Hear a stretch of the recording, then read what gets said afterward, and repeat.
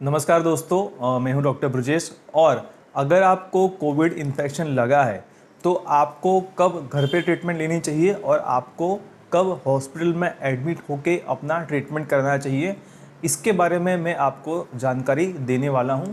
तो सीधी से ही बात पर आते हैं कि आजकल बेड की बहुत कमी है, वेंटिलेटर के बेड की तो बहुत ही कमी है। कई लोग पैनिक हो जाते हैं और हॉस्पिटल में दाखिल हो जाते हैं। उनको होता है इन्फेक्शन माइल्ड, तो वहाँ पे उनको ज़रूरत नहीं है। और कई लोग ऐसे होते हैं जिन लोगों को बीमारी सीरियस लगी है फिर भी उनको समझ में नहीं आता है, या तो फिर वो जानकारी कमी की वजह से वो घर पे ही रहते हैं। बाद में इतने सीरियस हो जाते हैं कि बाद में उनको बचाना बहुत ही मुश्किल हो जाता है। तो किन किन टाइम पे कौन सी चीज़ों का ध्यान रखना है जब आप घर पे ट्रीटमेंट लेना चाहते हैं, या तो फिर अगर आपको हॉस्पिटल में दाखिल होने की ज़रूरत है। तो सबसे पहले बात आते हैं ऐसे कुछ लक्षणों के बारे में जो आपको बताते हैं कि कौन कौन से लक्षण अगर आपके अंदर पाए जाते हैं तो आपको हॉस्पिटल में जाना चाहिए। सबसे पहले आता है कि अगर आपको सांस लेने की प्रॉब्लम है, डिफ़िकल्टी ऑफ ब्रीदिंग है, वो बढ़ती ही जा रही है, कंट्रोल में नहीं आ रही है। अगर आप उल्टे सो रहे हैं, प्रोन पोजीशन में सो रहे हैं, फिर भी अगर आपका सांस लेने में प्रॉब्लम हो रही है तो ये इंडिकेट करता है कि आपको हॉस्पिटल में एडमिट हो जाना चाहिए। कई लोग घर पे ही अपना ऑक्सीजन का मॉनिटरिंग करते हैं, तो जब वो देखते हैं कि 95-94 तक उनका ऑक्सीजन सेचुरेशन रह रहा है तो वो घर तक रह सकते हैं। अगर अगर उनका ऑक्सीजन सेचुरेशन 94 या 95 से भी कम हो जा रहा है और अपने हिसाब से और कम ही हो जा रहा है, प्रोग्रेसिवली डिक्लाइन हो रहा है, तभी भी उनको हॉस्पिटल में एडमिट होने की ज़रूरत है, या तो फिर ऑक्सीजन थेरेपी देने की ज़रूरत होती है। तीसरी बात, ऐसे कई लोग होते हैं जिनको चेस्ट पेन होता है, चेस्ट में प्रेशर होने की महसूस होता है। अगर वो हल्का सा है तो बात सही है, तो घर पे रह सकते हैं। पर अगर लग रहा है कि ये चेस्ट पेन या तो चेस्ट डिस्कम्फर्ट बहुत ही ज़्यादा है और ये रुक नहीं रही है और अपने आप में इसको बढ़ ही रही है, तो ये भी इंडिकेट करता है कि आपको हॉस्पिटल में एडमिट हो जाना चाहिए। कई लोग बात पूरी नहीं कर पाते हैं, बात करते टाइम भी उनको सांस फूल जाती है, पूरे शब्द या वर्ड्स वो नहीं बोल पा रहे हैं, बोलने पर भी इनको खांसी आ रही है, या तो बोलने पर भी इनको अगर सांस चल रही है, बहुत ही सांस फूल रही है, तो भी इंडिकेट करता है कि आपको हॉस्पिटल में जाके एडमिट हो जाना चाहिए, या तो फिर अपना हॉस्पिटलाइज ट्रीटमेंट लेना चाहिए। कई लोग ऐसे होते हैं जिन लोगों को बैठे बैठे भी इतनी सांस फूल रही है जैसे लगता हो कि वो 1-2 किलोमीटर दौड़ के आए हैं। तो अगर आपकी सांस इतनी फूल रही है और लग रहा है कि बहुत हाँफ रहे हैं, बैठे बैठे भी अगर आप हाँफ रहे हैं, तो इसका मतलब है कि आपका रेस्पिरेटरी सिस्टम्स अभी ठीक से काम नहीं कर रहा है। इस क्राइटेरिया के बेस पर भी अगर आपको ट्रीटमेंट लेना, हॉस्पिटल में जाके ट्रीटमेंट लेने की आवश्यकता होती है। ऑक्सीजन की कमी के ये सारे लक्षण हैं। अगर आपको इसमें से कोई लक्षण ठीक से नहीं पता चल रहा है तो कई बार बुज़ुर्ग होते हैं, इन लोगों के अंदर कुछ अनयूजुअल सिम्टम्स भी देखने को मिलते हैं, जैसे कि उनकी साइनोसिस, जो हमारी भाषा में बोलते हैं कि उनके जो हाथ और पैरों के जो टिप्स होते हैं, ठीक है, वो टिप्स एक ब्लूइश कलर के हो जाते हैं, या तो कई बार भूरे या तो फिर ग्रेश कलर के हो जाते हैं। तो वो मतलब है कि वहाँ पर भी उनको ऑक्सीजन की कमी है।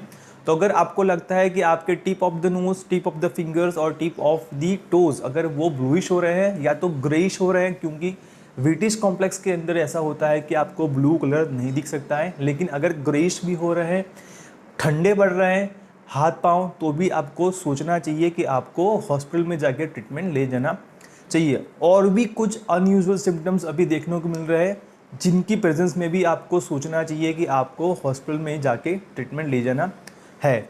जैसे कि बहुत सारा चक्कर आ जाना, कई लोग चक्कर इतने आते हैं कि खड़े हो नहीं पा रहे हैं, ठीक से बात नहीं कर पा रहे हैं, उनको लग रहा है कि वो गिर जाएंगे, बहुत ही अशक्ति और कम शक्ति का महसूस हो जाना, ये भी इंडिकेट करता है कि आपको हॉस्पिटलाइज ट्रीटमेंट लेनी चाहिए। साथ में कई बार ऐसा होता है कि यहाँ पे कई लोगों को छाती में प्रॉब्लम कम होती है, लेकिन पेट के ऊपरी भाग में, अपर एब्डोमेन में, वहाँ पे उनको बहुत सारा पेन होता है या तो डिस्कम्फर्ट होती है। वो भी अपने आप में एक इंडिकेटर है कि आपको हॉस्पिटलाइज होकर ट्रीटमेंट लेना चाहिए। अब आपका प्रॉब्लम घर पे सॉल्व नहीं हो जाना है। कई ऐसे लोग होते हैं जो पहले एकदम ठीक होते हैं, बाद में उन लोगों को जैसे कि बेहोशी का माहौल छा जाता है, समझ में नहीं आता है, सही से बोल नहीं पाते हैं, जो बोलते हैं वो उसको रिस्पॉन्ड ठीक से नहीं कर पा रहे हैं, या तो बहुत ही सो रहे हैं।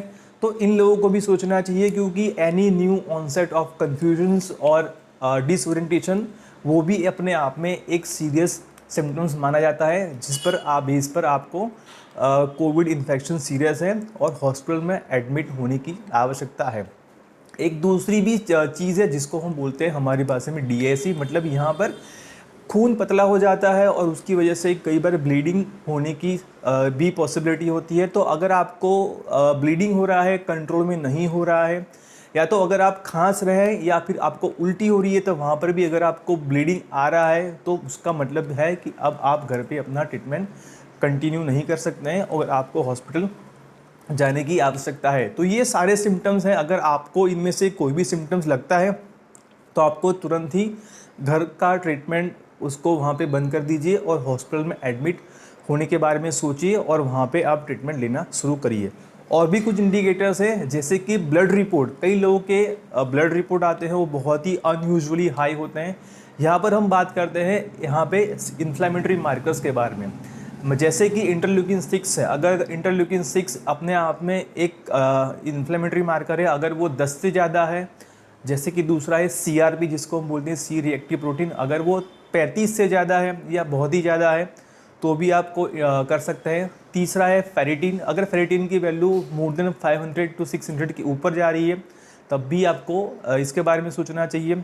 चौथा है LDH। अगर LDH की वैल्यू 200 से ज़्यादा है तब भी आपको सोचना चाहिए। पाँचवा है D डायमर। अगर आपका D डायमर 1000 से बहुत ज़्यादा है तो मतलब कि खून बहुत ही पतला हो चुका है, वहाँ पर भी आपको सोचना चाहिए। छठा है आपका न्यूट्रोफिल और लिम्फोसाइट का रेशियो। अगर वो 4 से ज़्यादा जा रहा है तो भी इंडिकेट करता है। और कई बार जो हार्ट के मरीज़ नहीं हैं उन लोगों को जब उनका HS ट्रोपोनिन लेवल अगर ज़्यादा आता है तब भी उनको सोचना चाहिए। These are the all the inflammatory markers. वहाँ पर आपको ये सोचना चाहिए कि आपके अंदर कोरोना का इन्फ्लेमेशन बहुत ही बढ़ चुका है, इसमें अब आपका काम घर पे नहीं हो सकता है। तीसरी चीज़ यहाँ पर आती है कि CT स्कैन के वैल्यू के बारे में। कई लोग ऐसे बोलते हैं कि मेरा इतना स्कोर है तो इसके और मैं क्या करूँ।